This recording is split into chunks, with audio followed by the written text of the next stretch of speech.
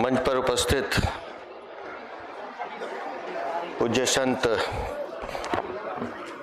Doctor गणी राजेंद्र विजय जी महाराज,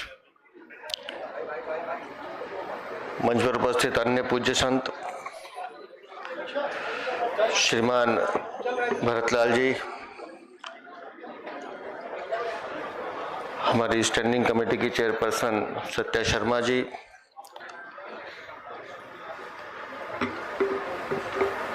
जिस पुस्तक का विमोचन अभी हुआ उसके संपादक श्रीमान ललित जी,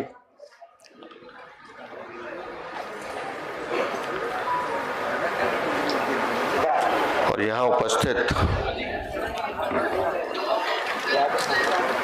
सभी भाइयों और बहनों और प्यारे बच्चों। अब गुरुजी का आदेश हुआ था कि सुखी परिवार फाउंडेशन के इस कार्यक्रम में आना है, तो मुझे ये बताया नहीं गया था कि बोलना क्या है।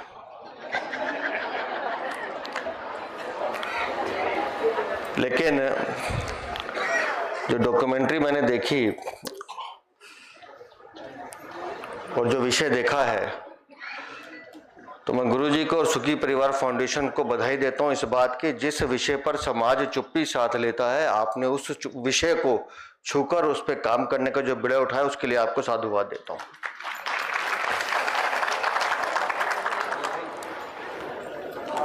ये जरूरी है कि आज माननीय प्रधानमंत्री जी के नेतृत्व में हम जिस विकसित भारत की बात करते हैं, जिस भारत को विश्व गुरु बनाने की बात करते हैं, तो उसमें आवश्यक यह है कि समाज का कोई भी वर्ग अछूता नहीं रहना चाहिए। और भारत आज भी गांवों का देश है, देहात का देश है, और गांव देहात में रहने वाली हमारी बहनें हों, वो चाहे आदिवासी हैं, जो किसी भी वर्ग की हों, वो ऐसे विषय जो उनके स्वास्थ्य को, उनके जीवन को परिदर्शित करते हैं, उस पर काम करने की आवश्यकता है। तो अगर ऐसे परम पूजनीय संत सामने आते हैं तो निस्संदेह वो बधाई के पात्र हैं।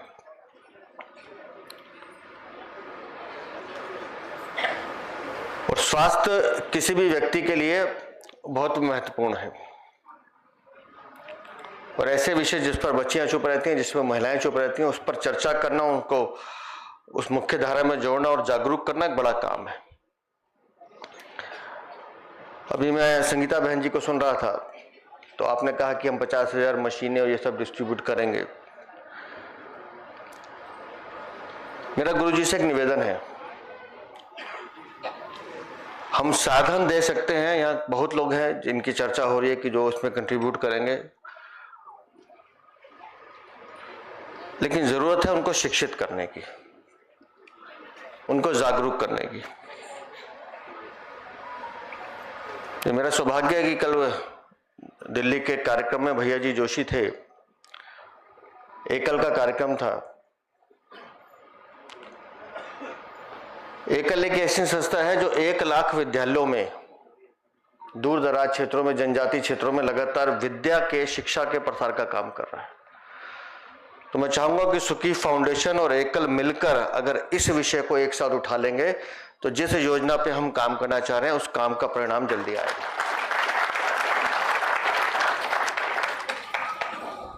क्योंकि ये हिंदुस्तान एक परिवार है, और हर इस परिवार में रहने वाला भाई बहन जो भी है, वो किस समाज का है, किस वर्ग का है, मुझे फर्क नहीं पड़ता, लेकिन हम सबको साथ मिलकर सबको मुख्य धारा में जोड़ना है। और जिस विषय की चर्चा यहाँ हो रही है, उस विषय पे गंभीर चर्चा उन बच्चों से हो जाए, उनके गांव में रहकर, और शिक्षा के माध्यम से हो जाए, तो मुझे लगता है हम जल्दी इस समस्या से निजात पा पाएंगे। लेकिन सामाजिक आदमी हूं, लिखने पढ़ने का थोड़ा शौक है, तो यहाँ जो बच्चे बैठे हैं या जो बड़े यहाँ बैठे हैं जिनके अपने भी बच्चे होंगे, मेरा आप सबसे भी निवेदन है, आजकल समाज में एक विशेष प्रकार की कुरीति जाने अनजाने हम लोगों के माध्यम से हमारे बच्चों में जाती है। हम लोगों ने डॉक्यूमेंट्री देख ली, अब कितने सहज भाव से देखी या कितने सूक्ष्म रूप से देखी, मैं यहाँ सवाल जवाब नहीं करना चाहता, लेकिन अगर मैं 4 लोगों को खड़ा करके पूछ लूं कि कौन सा गांव था तो शायद वो नहीं बता पाएंगे, क्योंकि हम शरीर से यहां हैं, मस्तिष्क हमारा यहां है कि नहीं ये जानना बहुत जरूरी है।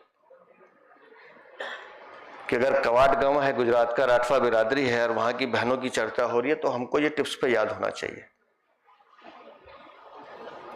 और जिस कुरीति की मैं बात कर रहा हूं, मैंने बच्चों का शो देखा, हर्ष विहार के बच्चे हैं, बहुत अच्छा कर रहे थे।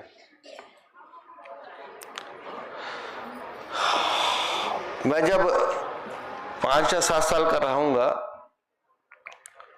हर बच्चे की तरह हम भी जिद करते थे, और जिद करते थे तो मां से करते थे। कई बार मां हमारी बात सुन लेती थी, मान भी लेती थी, और कई बार लगता था कि साधन नहीं है, नहीं मान सकते हैं, तो गाल पे थप्पड़ लगा के हमें चुप कराती थी। लेकिन आज का जब मैं परिवार देखता हूं, बहुत परिवारों में जाना होता है, बच्चा आज भी रोता है, मां से जिद आज भी करता है, पर मां क्या करती है, मैं सबके लिए नहीं कह रहा हूं, लेकिन ये जिसका जिक्र मैं कर रहा हूं उस पर ध्यान देने की जरूरत है। मां क्या करती है, वो रो रहा है, इसे चुप कराना है, वो आती है, मोबाइल मां के बच्चे के हाथ में देती है और चली जाती है। बच्चा भी खुश, मां भी खुश। कम्युनिकेशन नहीं है।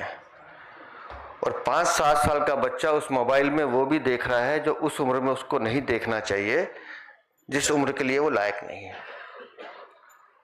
तो इस बुराई को हम अपने घर में खुद जन्म दे रहे हैं। मैं ये नहीं कहता कि गैजेट या मोबाइल का यूज नहीं करना है, जानकारी है, इंफॉर्मेशन है, लेकिन कितना करना है।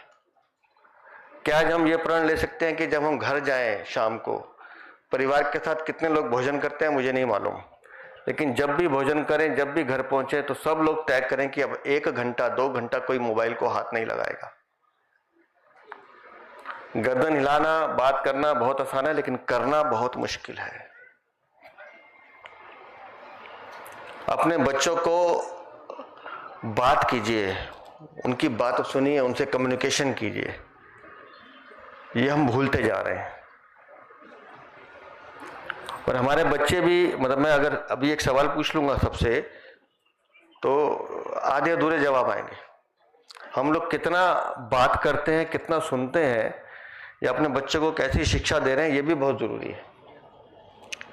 हम सब लोग यहाँ पढ़े लिखे लोग हैं। अंग्रेजी मीडियम में कितने लोग, बच्चे हाथ दे रहा, सब लोग हाथ खड़ा करें, कितने लोग पढ़े हैं अंग्रेजी मीडियम में? जिनको ABCD कितने लोगों को आती है? बड़ा सिंपल सा सवाल है। देखो हंस रहे सब, सबको आती है। ये बहन जी सबसे ज्यादा हंस रही हैं। ABCD में कितने अल्फाबेट्स होते हैं बहन जी? जोर से बताइए, जोर से बोलिए, जोर से बोलिए। ये तो मैं वही कह रहा हूं, 26-26 बड़ा सिंपल सा क्वेश्चन था। और वीरेंद्र सचदेवा कितना बेवकूफ है, कितना सिंपल सवाल पूछ रहा है भरतलाल जी। इसलिए मैंने कहा कि ध्यान से सुनना और जवाब देना। मैंने पूछा ABCD में 4 अल्फाबेट्स होते हैं, A to Z में 26 होते हैं, लेकिन क्या है कि हम लोगों का कंसंट्रेशन नहीं है ना, एकाग्रता नहीं है। हम लोग जवाब देने की जल्दी करते हैं, गलती करते हैं, और यही अपने बच्चों को सिखाने की जरूरत है। और एक विनती और करता हूं, जितने भी लोग हैं यहां पर, सब लोग जागरूक है। कितने लोग न्यूज़पेपर पढ़ते हैं? 1 ने हाथ खड़ा किया, 2 ने हाथ खड़ा, 3 ने हाथ खड़ा। क्या नाम है आपका? क्या नाम? संग मिश्रा। संग मिश्रा जी ने भी हाथ खड़ा किया। आज की हेडलाइन क्या है? आज नहीं पढ़ा। अब आप समझिए कि हम कितना पढ़ते हैं। हम लोग अखबार देखते हैं, पढ़ते नहीं है। आज की हेडलाइन लाल किले के सामने जो ब्लास्ट है उसका है। आज की हेडलाइन प्रधानमंत्री भूटान में जो बोले वो है। आज की हेडलाइन गृह मंत्री जिन्होंने दोषियों को सजा देने की बात की एजेंसीज के लिए वो है। आज की हेडलाइन ईडन गार्डन में होने वाले मैच की है, गौतम गंभीर क्या बोल रहे हैं वो है। मतलब इस तरह की कई चीजें हैं, लेकिन हम लोग पढ़ते नहीं है। तो मेरा सभी पेरेंट्स और बच्चों से भी निवेदन है, पढ़ने की आदत डालिए। दिन में 2 अखबार, एक जो आपकी मदर टंग है वो, और एक अंग्रेजी। अगर हिंदी है तो हिंदी, उसके साथ अंग्रेजी। ये 2 अखबार अपने बच्चों को पढ़ने के लिए दीजिए। एक खबर उनसे कहिए पेपर पे लिखें, हिंदी में भी अंग्रेजी में भी। मैं आपको गारंटी देता हूँ 3 महीने में आप देखेंगे कि आपके बच्चे की वोकैबुलरी कितनी बढ़ जाएगी, उसकी नॉलेज कितनी बढ़ जाएगी, उसके जीवन में अपने आप परिवर्तन आने लगेगा। मैं खुद स्पोर्ट्स से जुड़ा हुआ हूं, मैं जानता हूं, और मैं ये सब चीजें करता हूं। तो इसलिए मैंने कहा कि जिस लक्ष्य को लेकर परम पूज्य गुरुजी ने शुरुआत की है सुखी फाउंडेशन से, इस लक्ष्य को शिक्षा के साथ जोड़ेंगे तो मुझे लगता है कि हम जिस दिशा में जा रहे हैं उसमें तेजी से हम सफलता भी अर्जित करेंगे। और उस भारत को, जिस भारत को विश्व गुरु देखना चाहते हैं, उसमें कोई मेरी बहन, कोई माँ ऐसी नहीं होगी जो शिक्षित नहीं होगी, अपने अधिकारों के लिए जागरूक नहीं होगी और अपने अधिकारों की बात नहीं करती होगी। इसी के साथ मैं सुखी परिवार फाउंडेशन को, परम पूज्य संत जी को और आप सबको बहुत अभिनंदन करता हूँ, साधुवाद देता हूँ। बहुत आभार।